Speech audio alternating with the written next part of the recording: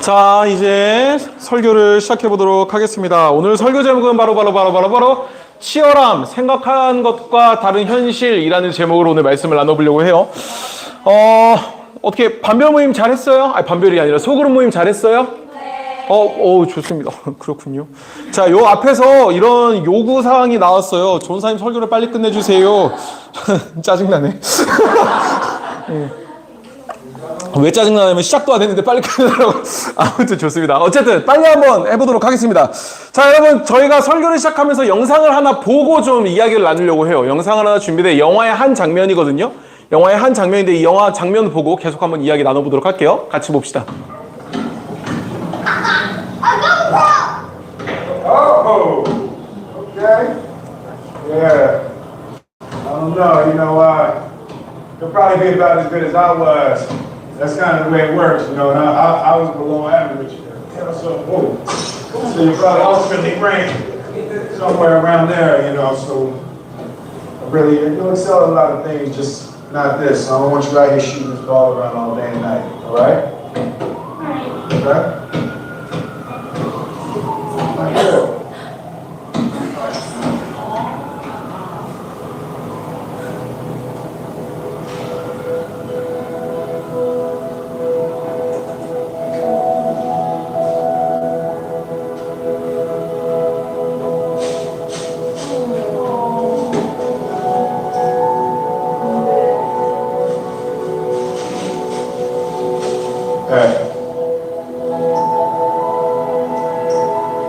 Don't ever let somebody tell you you can't do something. Not even me. Alright? You got a dream. You gotta protect it. People can't do something themselves. They want to tell you you can't do it.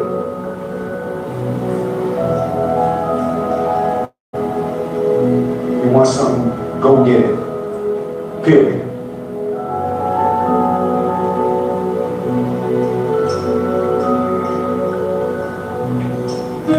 여기까지입니다.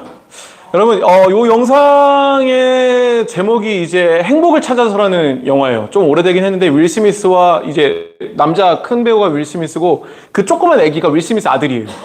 진짜 아들이에요. 예. 그래서 이렇게 근데 연기 잘하죠? 연기 잘하죠. 아무튼 영화에서 나오는 아들이 가진 꿈이 뭐였었어요? 농구 선수였어요. 근데 윌 스미스가 그 아버지였던 윌 스미스가 아들에게 뭐라 그래요? 이래요. 너도 아마 아빠를 닮아서 농구로는 힘들 거야 라고 말합니다. 그래서 이제 그 아들이 어떻게 해요? 그래요? 그렇다면 난 다른 꿈을 찾아. 이럴까요? 안 그래요. 알았어 하더니 농구공을 집어 던지고 비닐에 농구공을 이렇게 담는 모습이 나오죠. 근데 그 모습을 아버지인 윌 스미스가 봅니다. 그리고 나서 어떻게 해요? 요런 말을 던지죠. 넌 못할 거라는 말 절대 귀담아 듣지 말라고. 설령 그게 아버지라도 말이지. 이렇게 이야기합니다. 근데 여러분 이 장면을 보면서 어떤 생각이 들었는지 모르겠어요. 여러분들은 어떤 생각이 들었을까? 한번 좀 고민해보면 좋을 것 같아요. 여러분 우리가 이런 현실을 요 영상을 보면서 여러분들 가운데 요 생각이 떠올랐을 것 같은데 뭐냐면 이거예요. 꿈은 있으나 현실이 쉽지 않은 우리들의 현실. 꿈은 있어. 근데 현실이 쉽지가 않아. 사실 이 영화의 장면에서도 어떻게 보면은 유전이라는 현실을 아버지가 아들에게 꼬집어 준 거거든요. 근데 사실 되게 굳이 얘기하지 않아도 되는 거거든요. 근데 우리도 이 사실을 좀 고민해보거나 혹은 우리가 부딪혀본 현실 혹은 우리의 경험 있지 않을까 싶어요. 나의 꿈이 있어. 초등학교 때 꿈이 있죠? 그 이전에도 아마 여러 꿈들이 있었을 거예요. 근데 그 꿈을 지키며 살다 보니까 쉽지 않네. 우리 선생님들도 아마 어렸을 때 꿈들이 있으셨을 거예요. 내가 꿈꿨던 나의 미래의 어른의 모습. 근데 현실을 살아가다 보고 현실을 마주하며 혹은 현실에 치이며 살다 보니까 그 꿈이 없어지는 경우도 종종 있죠. 근데 어쨌든 이런 꿈이 있으나 현실이 쉽지 않은 상황을 마주했을 때 나타나는 현상이 몇 가지가 있어요. 근데 뭐 많기도 하겠지만 많은 청소년들, 특히 수능을 앞두고 있는 혹은 수능을 지나간 청소년들을 봤을 때 꿈이 있었지만 현실이 그 꿈을 따라가지 못했을 때 오는 그들의 모습이 뭐였는가 하면은 자기 비하가 있어요. 아, 나 왜 이거밖에 못하지? 혹은 질책이 있죠. 과거의 자신을 보면서 아, 내가 그때 조금만 더 했었더라도. 근데 중요한 건 이거예요. 반성과 비하는 다르거든요. 반성과 자기 자책은 다르거든요. 앞으로에 있어서의 미래를 꿈꾸지 않고 그저 그냥 지금 내가 마주한 현실에 무릎 꿇고 쓰러져서 앞으로의 시간을 포기하는 것? 이걸 보통 자기 비하 혹은 자기 자책 혹은 이런 반응들도 있는 것 같아요. 아, 그래, 뭐 내 현실이 뭐 어쩌겠어. 현실을 알아야지. 내가 무슨 꿈이야. 뭐 이런 거. 그런 가운데 저는 이 시대를 살아가는 청소년들에게 이런 질문을 던져봐요. 그럼 어떤 태도가 옳은 태도죠? 여러분들에게도 아마 내가 하고 싶은 꿈이 있을 거예요. 없을 수도 있어요. 근데 적어도 난 이렇게 살고 싶어라는 모습은 있겠죠. 근데 그 모습을 꿈꿨을 때 내가 마주한 현실 혹은 내가 마주할 현실, 그 현실을 앞두고 좌절할 수도 있다는 거예요. 그 꿈이 하나님과 연관된 꿈이든지 하나님과 연관이 없는 꿈이든지 아무튼지 간에 내가 현실을 살아가면서 꿈을 꾸지만 그 꿈을 꾸는 현실이 내가 그 꿈을 이루지 못하게 할 때 그렇게 비관적인 혹은 어려운 상황을 마주할 때 우리는 어떤 태도를 가져야 하는가? 그리고 더 나아가서 조금 더 근본적으로 그리스도인이 우리는 어떤 태도를 가져야 될까? 그것에 대한 답을 이야기해주고 보여주는 게 저는 오늘 말씀인 느헤미야 4장이라고 봅니다. 여러분, 오늘 말씀 느헤미야 4장은요, 성벽을 만들고 있는 느헤미야와 이스라엘의 모습이 등장해요. 근데 느헤미야의 전체의 내용을 봤을 때 이 장면은 사실 어떻게 보면 조금 위기에 해당하는 부분이에요. 왜 위기에 해당하냐? 이 두 사람이 나오거든요. 산발락과 도비야. 이 두 사람이 한 일이 뭐예요? 유다 사람들, 느헤미야와 이스라엘 백성들이 와서 성벽을 재건하는군요. 화이팅입니다. 힘내세요. 이래? 안 그래요. 조롱해요. 뭐야? 쓰레기를 만들고 있네? 여우가 올라가도 그거 무너지겠다. 야, 니들이 할 수 있을 것 같아? 자, 여러분. 한번 바꿔서 생각해 보세요. 여러분들이 느헤미야와 이스라엘의 상황이에요. 우리 찬양팀 있죠? 찬양팀이 찬양을 하고 있어. 근데 누가 들어와. 야, 저 무슨 잡소리냐? 야, 일렉 저는 야, C가 그거밖에 옥타브 더 안 올라가니? 애드립 안 돼? 이래 미친 거 아니야? 근데 우리 찬양팀뿐만이 아니라 만약에 누군가가 이건 그냥 뭐 교회뿐만이 아니라 여러분들의 삶에 와서 여러분들이 공부를 하고 있는데 누가 와서 그러는 야, 너 성적이 이게 뭐야? 넌 뭐야, 이 새끼야? 근데 이런 어떤 누군가가 비난하는 내가 열심히 하고 있는데 누군가가 와서 조롱하거나 약간 인성질을 하는 상황이 왔을 때 제가 보니까 두 가지 패턴의 사람이 있는 것 같아요. 그런 조롱을 당하거나 인성질을 당하는 입장에서 보니까 두 가지의 패턴인데 첫 번째는 뭐냐면 이거예요. 짜증나고 속상해하는 거야. 쟤가 뭔데 나한테 이래? 야, 네가 뭐라고 나한테 뭐라고 해? 근데 이제 짜증나고 막 속상해. 나 열심히 했는데. 이런 부류가 하나 있고 다른 부류는 또 뭐냐면 이거예요. 저 새끼 뭐야? 하고 그냥 내가 할 길 한다. 아마 우리 친구들 가운데 이 두 부류 중에 하나에 속하는 친구들이 꽤 있겠죠. 근데 오늘 말씀에 나오는 느헤미야는 어떤 태도를 가지냐면요. 둘 다 해요. 속상해하고 짜증납니다. 그리고 무시하고 계속해요. 그래서 느헤미야가 어떻게 기도하냐면 이렇게 해요. 저것들 다 포로로 끌려가게 해주세요. 간지나죠? 산발락과 도비야를 하나님 저들을 용서해. 그딴 기도 안 한다니까요. 저 새끼들 다 그냥 포로로 끌려가게 해주세요. 쟤네 나라 망하게 해주세요. 이거예요. 저 새끼들 전쟁에서 져가지고 그냥 다 포로로 끌려가게 해주세요. 근데 이렇게 짜증내는 기도를 하나님께 드리지만요. 거기서 끝나지 않아요. 오늘 말씀 6절에서 이렇게 얘기해요. 우리는 성벽 쌓는 일을 계속하여 절반쯤 쌓았습니다.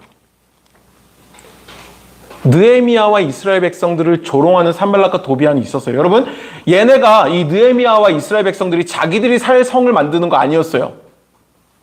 자기들의 정체성의 중심이 되는 하나님의 성전의 성벽을 쌓는 중이었었어요. 하나님의 일을 하는 중이었다니까요. 우리 기뻐하는 거 말고 하나님이 기뻐하시는 일이요. 근데 그런 가운데 산발락과 도비야가 와서 조롱을 해요. 야, 여우가 올라가도 무너지겠는데? 쓰레기를 만들고 있네? 인성질을 합니다. 하지만 느헤미야는 그걸 보고 저주의 기도를 해요. 쟤네 포로되게 해주세요. 그리고 거기서 끝나지 않고 일을 하죠. 뭐를요? 성벽 쌓는 일을요. 그럼 여러분 여기서 우리가 생각해 볼 포인트가 있는데 이거예요. 느헤미야 백성들이 그거 들으면 솔직히 좀 짜증날 만 하잖아요. 진짜 그런가? 이거 여우가 올라가도 무너질까? 잠깐만, 우리가 하는 게 좀 삽질인가? 헛짓거리인가? 그렇게 생각할 수도 있을 법한데 느헤미야와 백성들은 포기하지 않아요. 계속 성벽을 쌓고 절반까지 쌓죠. 그럼 생각해보죠. 왜 그렇게 하죠? 왜? 뭘까? 여기까지 쌓은 거 아까우니까 그래도 우리 완공은 해야 되지 않을까? 뭐 요런 생각이 있을 수도 있어요. 근데 조금 더 하나님과의 관계에서 봤을 때 좀 더 핵심이 되는 포인트가 있는데 뭐냐면 이거예요. 약속을 믿었거든요. 누구와의 약속이요? 느헤미야 1장 8절에서 9절에 나오는 하나님의 약속을 느헤미야와 백성들은 믿었거든요. 거기서 뭐라고 하냐면 이렇게 나와요. 우리 같이 한번 읽어봅시다. 8절 9절 한 목소리로 읽습니다. 시작! 주의 종 모세에게 말씀하신 것을 기억해 주십시오. 주님께서 이렇게 말씀하셨습니다. 만약 너희가 죄를 짓는다면 내가 너희를 나라들 가운데 흩어놓겠다. 그러나 나에게 돌아와 내 명령을 따르고 지키면 흩어진 백성이 땅 끝에 있더라도 내가 그들을 모을 것이다. 그리고 그들을 나의 이름을 두려고 택한 곳으로 데려올 것이다. 자, 보세요. 자, 주의 종 모세에게 말씀하신 것을 기억해달라는 거예요. 이건 뭐냐면 약속이거든요. 무슨 약속이에요? 너희가 죄를 지으면 내가 너희를 나라들 가운데 흩을 거예요. 이미 흩으셨죠? 흩으셨어요. 거기서 끝나지 않는다고. 그러나 나에게 돌아와 내 명령을 따르고 지키면 흩어진 백성이 땅 끝에 있더라도 내가 그들을 모을 것이다. 그리고 그들을 나의 이름을 두려고 택한 곳, 이게 어디죠? 성전이죠. 그곳으로 데려올 거라고요. 하나님이 약속하셨다고요. 뭐를, 야, 니네 흩어졌네, 끝! 다른 민족, 저기 대한민국에 있는, 아니요. 너네가 흩어졌지만, 나에게 다시 마음을 돌리면은, 내가 너희를 내가 정한 곳에서 모을 거야. 이게 오늘 말씀에 나오는 하나님의 약속이었어요. 그리고, 하나님의 약속을 누가 기억했다고요? 느헤미야와 이스라엘 백성들이요. 그래서 그들은 조롱이 있었음에도 불구하고, 그 조롱에 흔들리고, 좀 짜증은 났지. 쟤들 포로로 만들어주세요 했으니까. 하지만, 짜증은 났지만 성전 만드는 일을 멈추지 않았던 거죠. 왜? 하나님의 약속이 있었으니까요. 그들은 이걸 기억했었기 때문에 그런 조롱과 그런 놀림과 그런 어떤 외부로부터의 공격으로부터 자신들의 마음을 지켰던 거죠. 자, 그럼 이제 여기서 생각해 볼 게 있어요. 뭐냐면 이거죠. 느헤미야는 이 약속을 어떻게 믿었을까요? 모세에게 말씀하셨던 약속이었어요. 그걸 기억했던 느헤미야고요. 정확히는 느헤미야랑 약속하신 건 아니었거든요, 하나님이. 그렇잖아요. 근데 느헤미야는 이 약속을 어떻게 믿었을까요? 어떻게 믿을 수 있었을까? 요거는요, 간단합니다. 경험했거든요. 뭘 경험해요? 하나님이 약속을 이루어 가시는 걸 경험했거든요. 자, 여러분, 우리가 알고 있는 사실이 있었어요. 뭐냐면 느헤미야가 예전에 이 성벽 쌓기 전에 그 페르시아에 이렇게 있을 때 어떤 직분을 맡고 있었는지 우리가 나눴었던 적이 있어요. 선율아, 기억나니 혹시? 오른팔. 핵심 멤버. 그렇지. 술관원. 그렇지. 술 맡은 관원이었어요. 자, 건우야. 술 맡은 관원이 무슨 뜻이냐면 그냥 진짜 술 따라주는 사람이 아니야.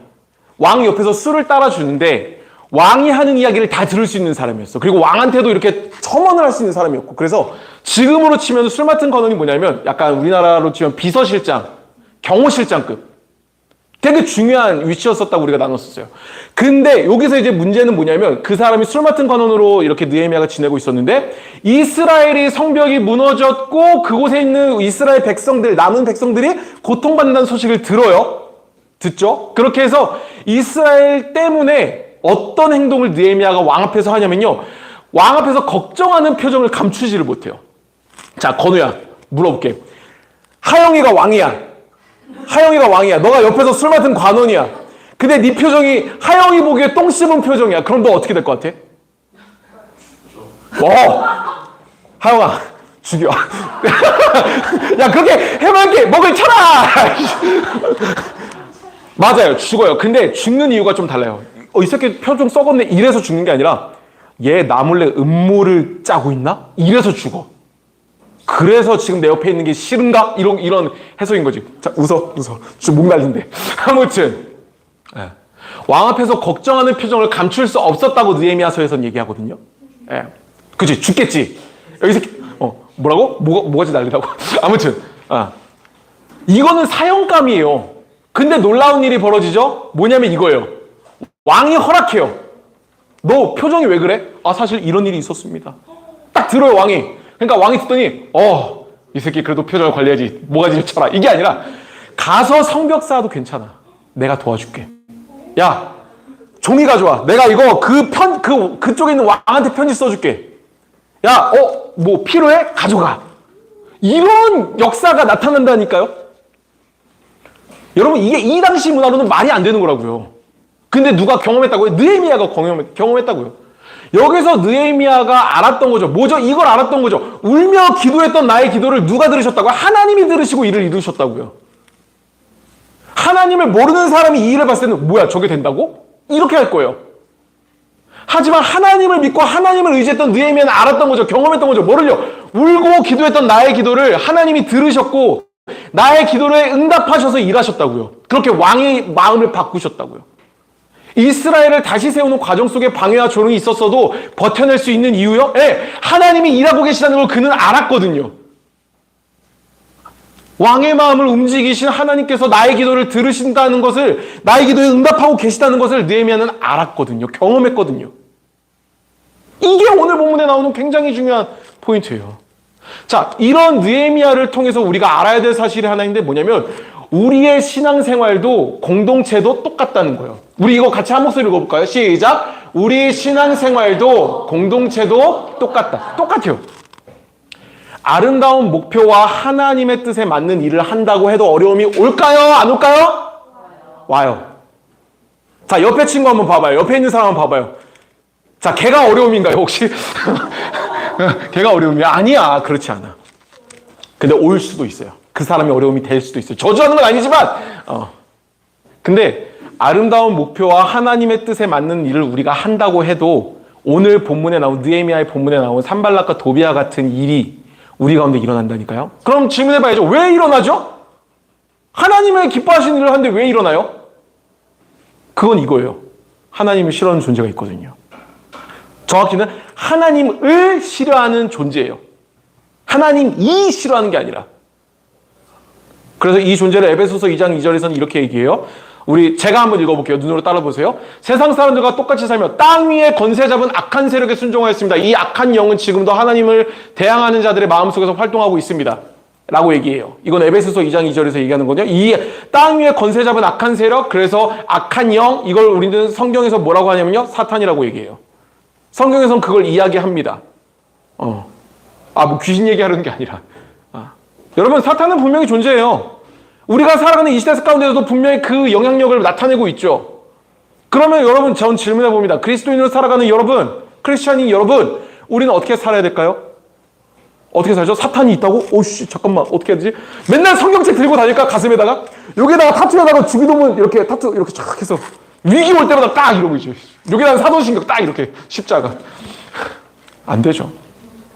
우리가 어떻게 해야 될까 했을 때 에베소서 2장 4절에서 4절에서 5절이 우리에게 굉장히 큰 도움이 돼요. 그리고 우리의 길잡이가 되죠. 우리 이 말씀 한번 같이 한 목소리로 읽어보겠습니다. 시작! 그러나 하나님은 자비로우시고 우리를 너무나 사랑하셔서 그냥 내버려 두지 않으셨습니다. 하나님의 뜻을 따르지 않아 영적으로 죽은 우리들에게 그리스도를 통하여 새 생명을 주신 것입니다. 여러분은 하나님의 은혜로 구원을 받았습니다. 여러분, 이거라고요. 사탄에게 휘둘리는 존재로 뭐라고요? 그냥 내버려 두지 않으셨다고요. 야, 니네 알 바 아니야. 니네 맘대로. 아니요. 내버려 두지 않으시고 누구를 통해서? 그리스도를 통해서, 예수 그리스도를 통해서 뭘 주셨다고요? 새 생명을 주셨다고요. 이걸 좀 다른 표현으로 이렇게 얘기할 수 있을 것 같아요. 우린 이런 존재예요. 사탄의 세력에 흔들릴 수는 있지만 예수님을 통해 새 생명을 얻은 존재가 우리들이라고요. 우린 그런 존재라고요. 비록 하나님이 싫어하시는 일을 하고 싶어하는 마음이 꾸준히 성실하게도 올라오긴 하지만 그것 때문에 하나님의 사랑에서 끊어지지 않는 존재, 그게 바로 우리들이라고요. 그래서 우리가 기억해야 될 게 뭐냐면 이거예요. 우리가 어떤 존재인가? 여러분들이 어떤 존재인가? 옆에 친구 다시 한번 좀 볼까요? 얘가 옆에 언니들 한번 봐봐요. 정연아, 동생 좀 봐볼래? 동생 봐봐. 어떤 존재예요? 온유야, 세이쌤 어떤 존재 같아? 예쁜 존재라 그래. 맞아요. 어려움이 찾아와도 우리는 하나님의 자녀이고 공동체라는 거예요. 왜요? 내가 잘나서, 내가 착해서, 성실해서. 아니요! 예수 그리스도가 그 사랑을 확증하셨기 때문에. 그게 여러분들의 존재를 만들어간다는 거예요. 비록 사탄이 우리를 흔들지라도 말이죠. 여러분, 이제 말씀을 마무리합니다. 성경은 우리가 사는 현실 속에서 사탄의 존재가 있다고 분명히 이야기를 해요. 그 존재는 오늘 말씀에 나온 산발랏과 도비아처럼 끊임없이 우리를 공격하고 방해할 거예요. 그리스도인으로서의 정체성을, 가치관을 계속해서 흔들 겁니다. 우리가 예수님을 믿고 교회를 다니고 기도를 하고 찬양하고 예배하고 말씀을 본다고 해도 방해하고 공격할 거예요. 하지만 기억하십시오. 뭐를요? 그런 공격이 예수님을 통해 얻은 새 생명을 뺏어갈 수는 없어요. 우리와 하나님과의 사랑을 끊을 수는 없어요. 십자가는 강합니다, 여러분. 십자가는 강해요. 그 무엇으로도 끊어지지 않는 우리를 향한 하나님의 사랑을 기억하는 우리 친구들이, 우리 선생님들이 되기를 소망합니다. 그래서 여러 공격과 어려움이 올 때 그냥 혼자 흔들리면서 쓰러져서 우는 게 아니라 함께 모여서 위로하고 격려하면서 하나님 안에서 견뎌내며 그렇게 예수 그리스도의 몸된 공동체인 교회 공동체로 살아가는 우리 다드림교회 청소년부 한 사람 한 사람이 되기를, 우리 공동체가 되기를 주님의 이름으로 축복합니다. 기도하겠습니다. 하나님, 이 시간 우리 친구들이 느헤미야의 말씀을 통해서 우리의 공동체가 하나님 앞에 어떻게 살아야 될지 고민해보는 시간을 가졌습니다. 주님, 여전히 세상 가운데에서는 땅 위의 권세를 잡은 자가 하나님을 거스르는 영향력을 주고 있지만 그 영향력이 있음에도 우리가 하나님의 자녀로 살 수 있는 것은 우리의 뛰어남 때문이 아니라 우리를 사랑하실 때 죽기까지 사랑하신 예수 그리스도의 십자가의 사랑이 있었기 때문임을 고백합니다. 주님, 우리 친구들과 선생님들이 세상 속에서 크리스천으로 살아갈 때에 여러 유혹과 어려움들이 오겠지만 그 가운데서도 그 모든 죽음의 죄의 권세를 이기신 예수님을 떠올리며 한 걸음 한 걸음 그리스도인으로 살아갈 수 있는 인생이 되게 하여 주시옵소서. 그래서 이들을 통해서 세상 속에서 하나님의 놀라우신 영광이, 또한 하나님의 놀라우신 그 사랑이 전해지고 나타날 수 있도록 우리들의 삶을 사용하여 주시옵소서. 함께 해주실 것을 믿으며 우리를 사랑하시고 우리를 구원하신 예수 그리스도의 이름으로 기도드렸습니다. 아멘. 이제 우리 같이 봉헌하는 시간 갖겠습니다. 우리 찬양하면서 하나님께 봉헌하겠습니다.